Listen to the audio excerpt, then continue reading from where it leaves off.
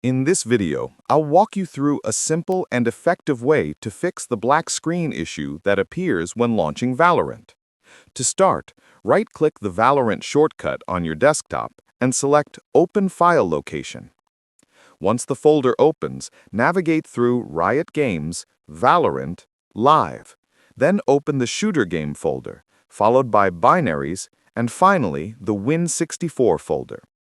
Scroll until you find Valorant-Win64-Shipping, right-click it, open Properties, and go to the Compatibility tab.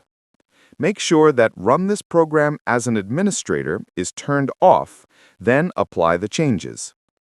Next, open your Start menu, search for Services, and launch it. Scroll down until you find VGC, double-click it, set the startup type to Automatic, and then click Start before applying the settings.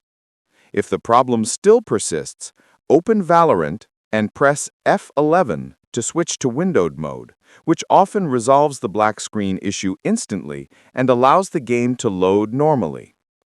With these steps, you should be able to get Valorant running without the black screen problem. Thanks for watching, and I hope this guide helps you get back into the game smoothly. Allah Hafiz.